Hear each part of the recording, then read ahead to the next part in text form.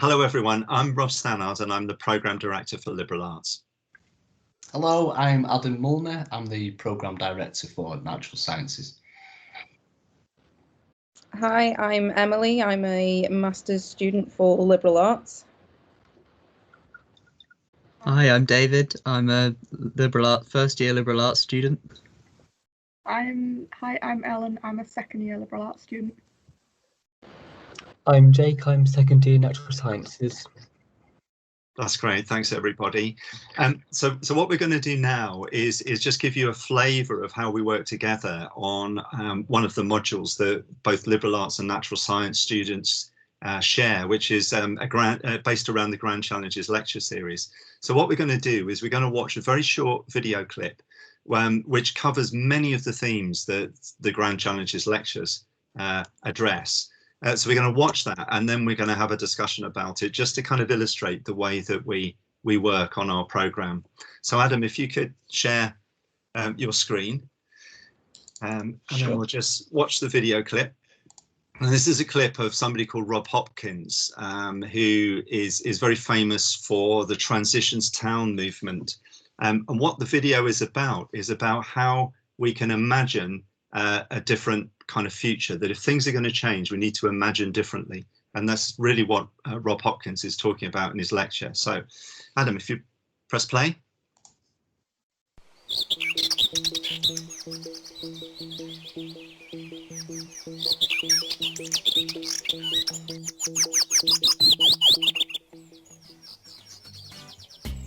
This is my apartment. I wake up here and get my kids up ready for school. Come on, kids! These apartments were built 14 years ago with straw bare walls and using local materials. They're incredibly energy efficient, and the composting toilets in the basement mean that we now use a fraction of the water that we used to use in 2019. The streets are quiet due to sparse motorised traffic, aligned with fruit and nut trees. There are food gardens everywhere and the air smells like spring. I drop my kids at school. Bye kids, see you later. School is now very different from 15 years ago. Testing was eliminated, play is encouraged, and the great reskilling means that kids can now turn their hands to pretty much anything. I call in to buy bread at my favourite bakery. This place was set up in 2022 as part of a citywide holistic mental health strategy based on the idea that baking is the new Prozac. I pass former supermarkets, now repurposed as a flourishing mix of local enterprises. Many of the enterprises here are run by people who arrived during the time of the Great Migrations and who are now so fully integrated it's really hard to remember life before they came. I walk down streets full of children playing, neighbours in conversation, people growing food everywhere. Thank you very much. Yeah, absolutely. I visit a meeting run by our municipality's Civic Imagination Office, which has transformed local democracy and what feels possible to us as citizens of this place. As the day draws to a close, I notice the hooting of owls and the swooping of the bats, just two of the indicators that the biodiversity of this place is really starting to bounce back.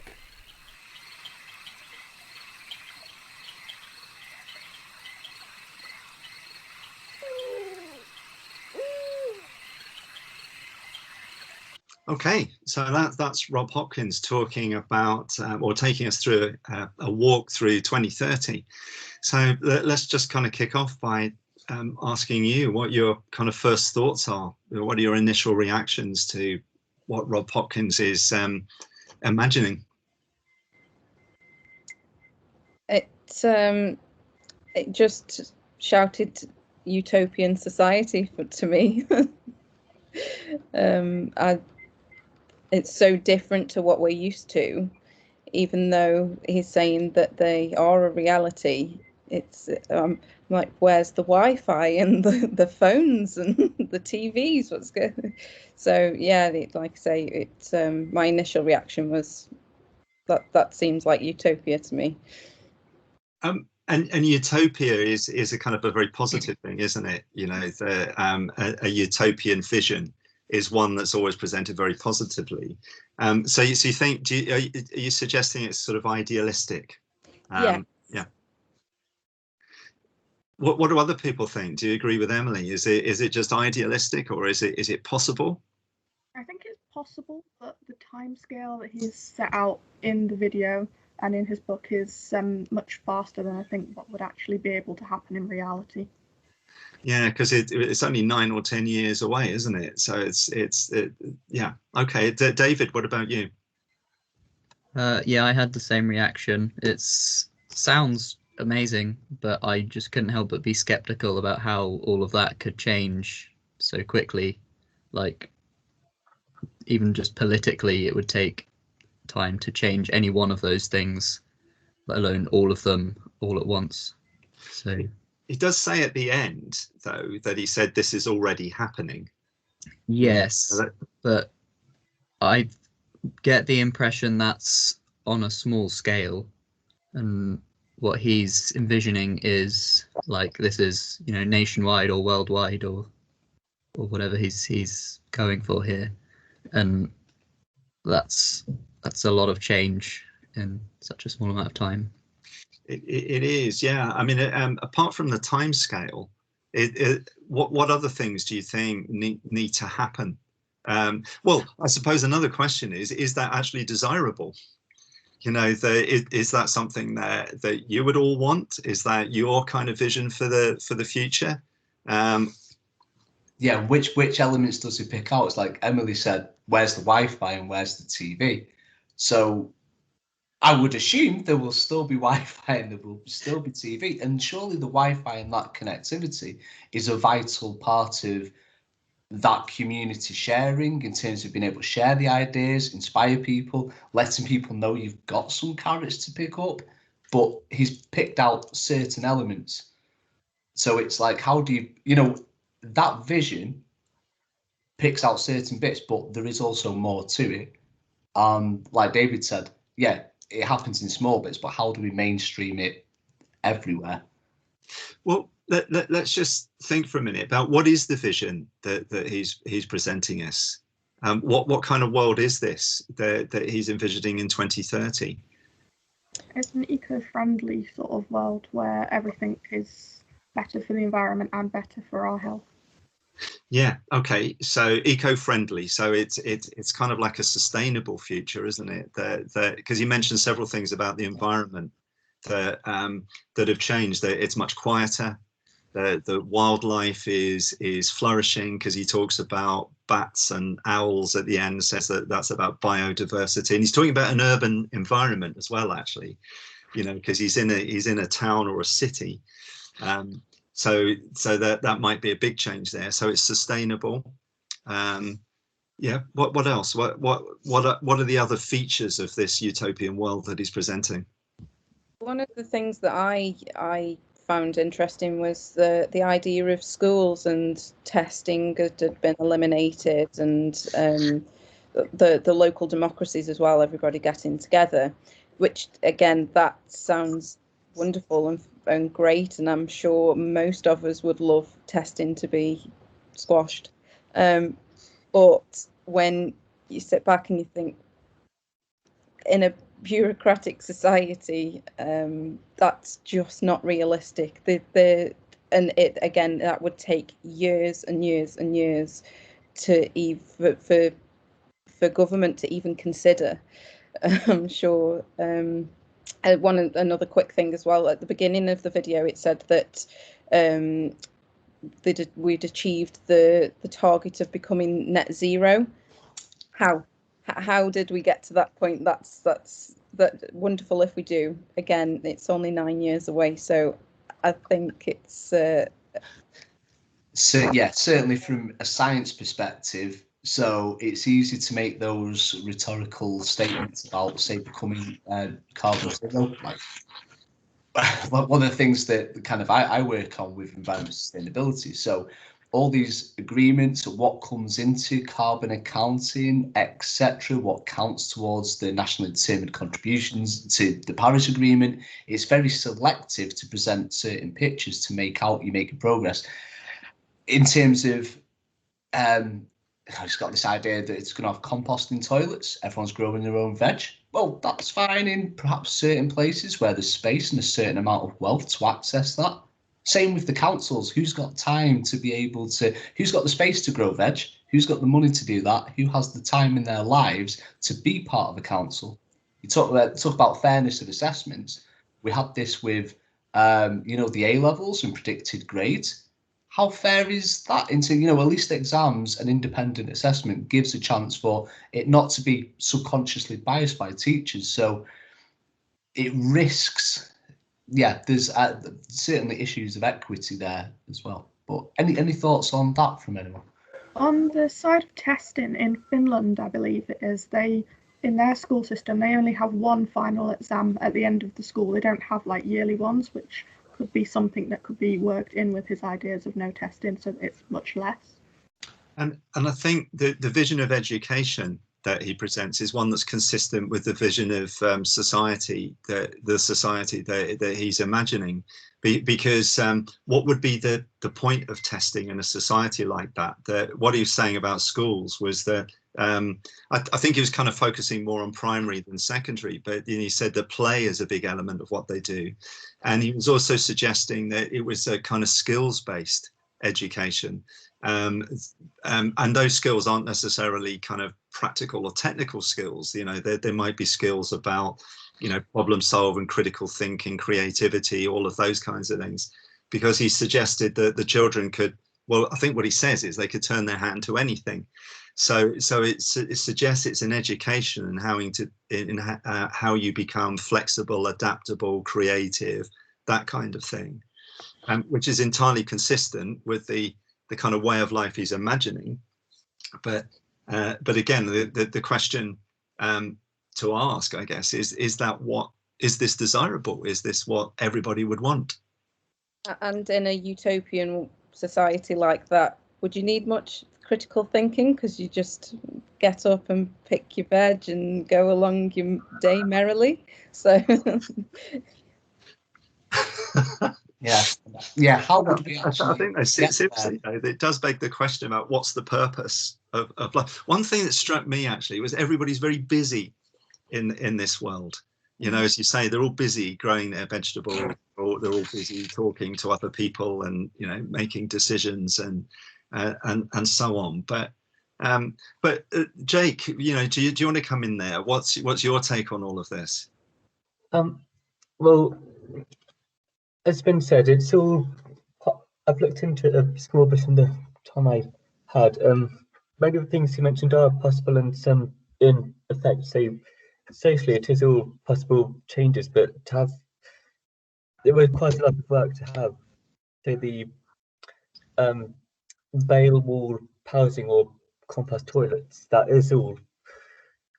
would be quite a time frame to actually have those. Arguably, they are better than, say, brick houses and water heavy toilets, but instead the timescale for that change may not be quite realistic. And the education one, in a separate talk we gave, it was about how with many grand challenges you'd need to have quite a certain amount of imagination, and part of the whole encouraging play in schools is that play is, he stated, was a natural way of learning collaboration and increasing imaginative capability. So there are many points to it in our current society, but it is a case of, to what extent is it a case of you don't. Yeah, to what extent it's a case of, in a way, wishful thinking. It's like, I like the way you mentioned the energy efficiency of housing stock. So how do you actually go? So the UK has the least energy efficient housing stock in Europe. But like one of the projects I work on is working in Rugeley, where we're looking at smart local energy systems, and we're working. How do you actually engage? You want to retrofit and re-insulate and bring in smart technologies to privately owned houses. How do you actually do that? How do you engage people? You can't force people to uptake that. How do you get the messaging out? It's a very labour intensive, a very demanding process to even get people involved, even if you've got the money and the professional capacity to do it. In terms of, from a science perspective, I'd be wanting to ask, okay, so we need to feed a country of 60+ million people. We have very productive agricultural land. So let's look at this. Is it viable for people to grow? What can people grow? Is it just a few salad vegetables? what can this actually, you know, what are the metrics on this? Those are the questions that need to be asked. Otherwise, it's wishful thinking, as if we all get up and we've all got some corn and some maize and we bake our own bread, we brew our own beer, but is that viable? And what about other jobs people need to do? Who's making the cars? Who's doing, you know, the division of labour? How does this work out? When you start to put numbers on it and say the feasibility, is it realistic? Are there elements of this which can enrich people's lives? Yeah, it'd be great. I would love to have an allotment, you know, the elements of this that we can do, but it isn't the focus of your life, but it's something that can be used to enrich. Is that viable? Yeah. But then when he mentions baking bread is the new Prozac, is that going back? Because modern medicine, I work for the NHS, it's a wonderful thing. Yeah.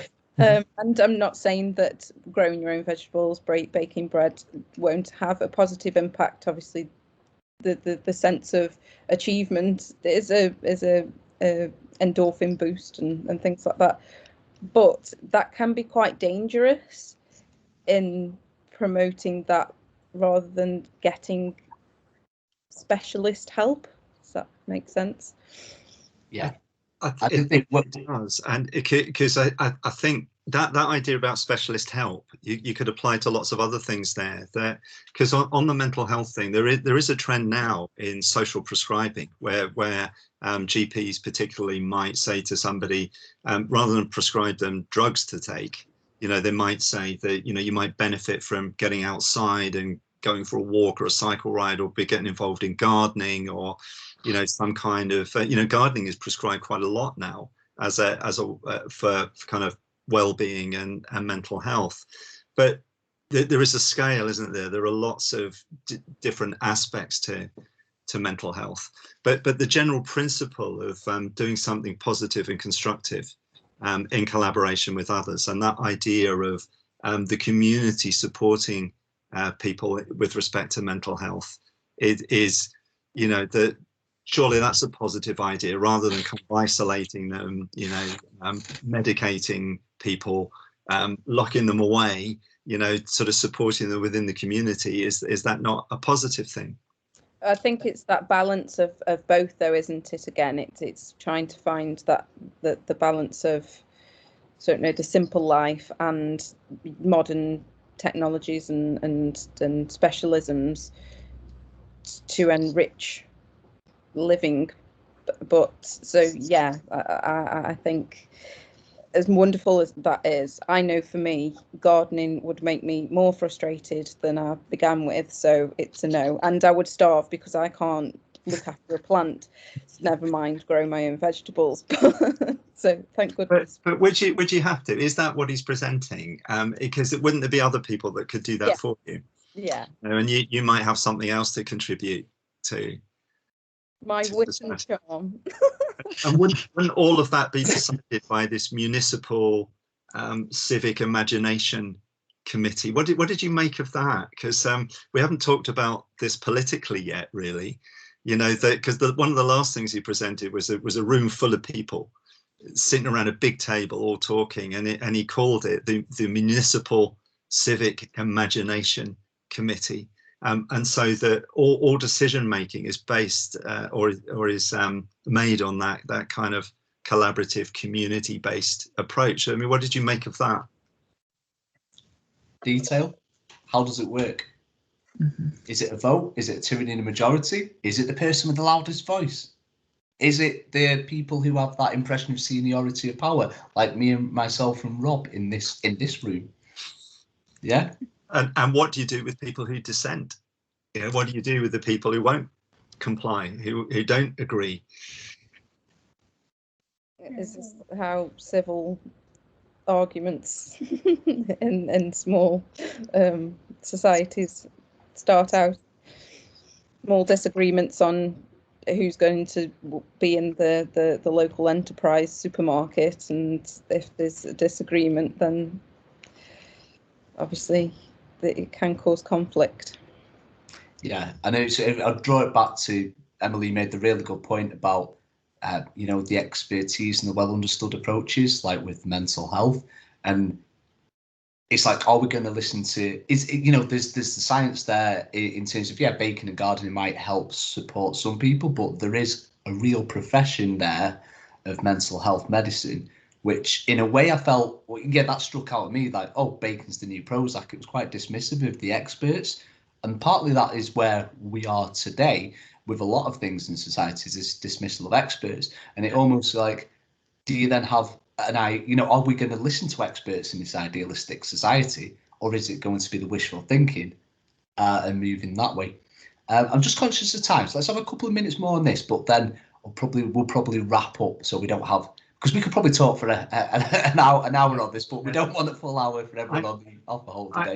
I was kind of in a way sort of anticipating people might react more positively to what Rob Hopkins was suggesting. And I was going to play the devil's advocate and say, isn't this just a kind of a middle-class utopian ideal? But now I feel like I want to defend him. Are there not positive things in what he suggests? Because he is talking about active participatory democracy, isn't he? About people deciding things at a local level rather than having them decided for them by government, who are in a remote place, that has nothing to do with where people are actually living. And so I want to kind of make that point that, that might be seen as a positive thing, because that's about giving people power, really. It's about empowering people to make decisions about their own lives where they're actually living. And the other point that I just wanted to make, which I take as a positive, is that what he's saying about imagination. About whether we agree with his utopia, his kind of ideal, or where he thinks we might be in 10 years' time, or however many it is. What do you think about that idea about the power of the imagination to kind of shape our futures differently? Any thoughts on that? Well, as humans, we've got to where we are today by having our imagination to make innovative ideas. And so if we don't keep imagining and keep innovating, then we're going to stagnate and stay where we are. But adding to another positive point was, he mentioned having lots of local businesses rather than having like monopolies, which would also help communities a lot. Yeah, supermarkets had gone, hadn't they, in his future? Yeah, is that a good thing? That idea about monopolies, sort of multinational. I know you didn't mention that, but it's kind of implied, isn't it? Kind of big business chains that. So instead of supermarkets, back to kind of small businesses, local enterprise, that kind of thing. David, what do you think? I think the whole local businesses thing would be brilliant, and that would be amazing. But the question that came to my mind when he said that is, what happens to those big multinational monopoly companies? Like, you can't just make them go away. They're, very wealthy and powerful groups. So what happens to them? And how do you get from A to B, I guess? Which I guess he's trying to sell his book because he's got the answers in there, presumably. But yeah, just every point he made, the question was just how, and what's, how do we get there? What's the alternative? And that sort of thing. Which perhaps is a good thing if he's, because it was only a 2-minute video, and yeah, he's got a book to sell, but he's also got a message to get across, and he is trying to make us think. And so you're absolutely right. What does happen to those multinational companies? If we want to get rid of them, how do we do that? How do we make them go away? And I think you're right that everything that he presents is that behind all of that is that question: how do we do that? How do we get there? How do we achieve it? But maybe that's the point, is to make us go away and think about those things. Which probably brings us on nicely, Rob, to that from the question. So I might imagine that, say from this discussion, we set you, write us 500 words on a reflection. Is this viable? What is the vision? Is it viable? What what drivers would be needed, what work would be needed to get there. Just a short piece. What might you do now in terms of follow-up? Where might you go for the answers? Might you look in his book? Might you look at some literature on peer-reviewed literature on different things? What might you do next? Anyone got any suggestions?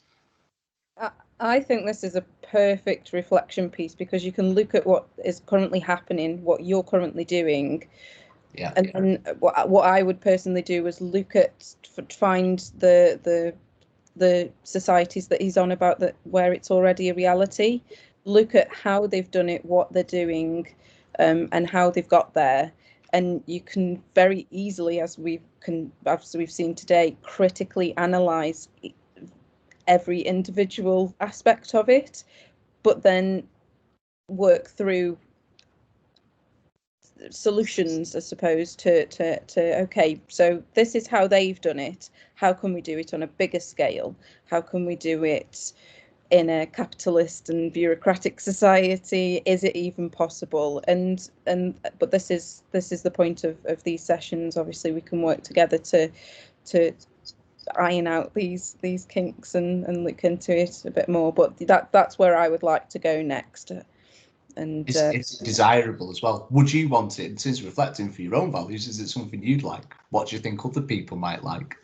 Yeah, I would like to rely less on Amazon. So yeah, definitely. Yes. Costing me too much money. Yeah. Any thoughts from anybody else? Just closing thoughts about where next? I think his book obviously would be a good place to look to see whether he elaborates or not. Yeah, that you're absolutely right. So what's the evidence to support what he's saying? You know, what are the arguments that and the principles that are behind what he's presenting? Yeah, David, Jake, any last thoughts? Well, quite a lot. We've used sort of the term "going back to" in this, and it may be worth just having a look at history and seeing why we moved on from the way. If this is all how we used to be, why is it that there's probably a reason we aren't like that anymore? So how likely would this be to stick around if it did happen? Yeah, there's a reason why we have things we have today, and a lot of those are positive developments. Like Emily said, like with mental health medicine, when we talk about the green revolution in agriculture, improving crop productivity and quality of food, there's reasons why we are today. So would we want to reverse those? Yeah. I think just David, any concluding bits? Yeah, I think going with what Jake said, if you could find some kind of compromise between why we moved on from those things and, you know, the good elements of them, then that would probably be the best outcome. And again, just if you can see in his book, if he's actually got some method of getting to this kind of utopian place, then, you know, is it actually just a fantasy or is it viable? Is just that's where you're left, really, I think. Yeah.